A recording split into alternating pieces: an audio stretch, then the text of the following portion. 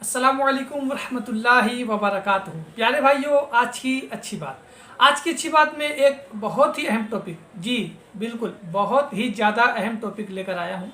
क्योंकि ला इल्मी की वजह से यानी नॉलेज ना होने की वजह से हम ऐसे काम कर जाते हैं जो आखिरत में हमें पछताना पड़ेगा। तो आइए सुनते हैं कि वाकई में क्या बात है जिसकी वजह से हमें आखिरत में पछताना पड़ेगा। आइए सुनते हैं। फरमाने आखिरी नबी सल्लल्लाहु ताला अलैहि वसल्लम, आखिरत में चूँकि दिरहम व दिनार नहीं होंगे, लिहाजा जिसने अपने भाई पर यानी मुसलमान भाई पर कुछ जुल्म किया हो तो यही मुआफ़ी तलाफ़ी कर ले, इससे पहले कि जालिम की नेकियां मजलूम को दे दी जाए, और नेकियां ना होने की सूरत में मजलूम के गुनाह जालिम पर डाल दिए जाएंगे। यहाँ हदीस पाक ख़त्म। अब आइए इसके बारे में सुनते हैं कि ये जो हदीस पाक है तो क्या मतलब है। देखिए होता क्या है, हम अपने मुसलमान भाई पे किसी न किसी वजह से जुल्म कर बैठते हैं। कैसे? किसी को गाली देकर जुल्म कर दिया, किसी को तमाचा रसीद कर कर जुल्म कर दिया, तो किसी का पैसे रुपए दबाकर हमने उसके साथ जुल्म किया, या किसी का हक निकल रहा था उसके हक हमने दबा लिया।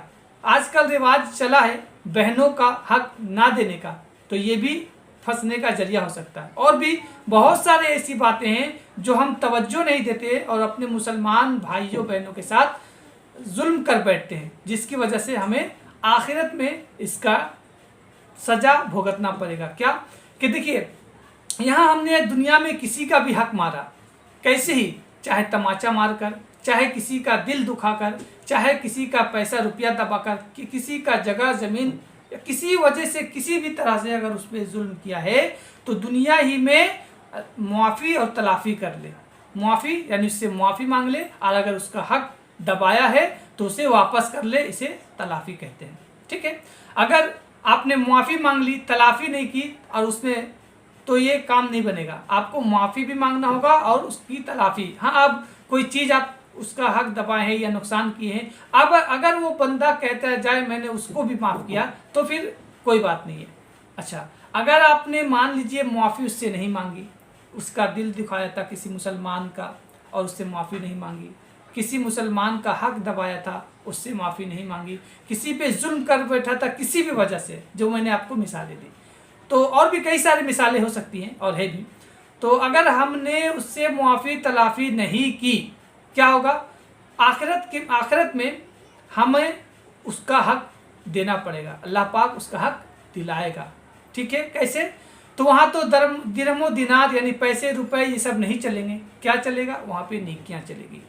तो उस बंदे को हक इस तरह दिया जाएगा कि हमारी नेकी उस बंदे को दिया जाएगा, यानी जो हक होगा उस हक के बदले में उस बंदे को हमारी नेकियां दी जाएगी, और जब हमारी नेकियां ख़त्म हो जाएगी तो उसके बाद उसका गुनाह हमारे सर पर डाला जाएगा। मतलब हिसाब को दोनों सूरत में बराबर किया जाएगा। तो याद रखिए, दुनिया में मुआफ़ी मांग लेना, तलाफ़ी कर लेना आसान है, लेकिन आखिरत में सोचिए, माँ दुनिया में सबसे ज़्यादा अपने बच्चों से मोहब्बत करती है। उस वक्त आखिरत में अगर कोई बंदा अपने माँ से एक नेकी मांगे तो माँ भी एक नेकी देने को तैयार ना होगी, तो बताइए हम अपनी नेकियों को किस तरह दूसरे को देंगे?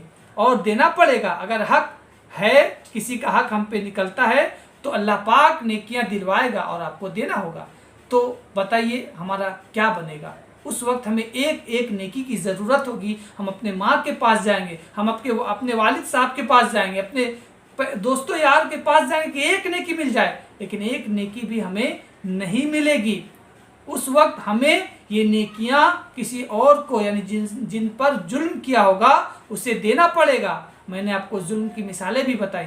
तो अल्लाह से दुआ करता हूँ कि हमें भी और आप सबको भी इस चीज़ से बचने की अल्लाह पाक तौफीक अता फरमाए। यानी अगर किसी का हक दबा लिया है, किसी को मार दिया है, किसी को बिला वजह तकलीफ़ पहुँचाई है, तो उससे मुआफ़ी मांग ले, उससे तलाफ़ी कर ले, उससे दुश्मनियाँ दूर कर ले, उससे राज़ी कर ले।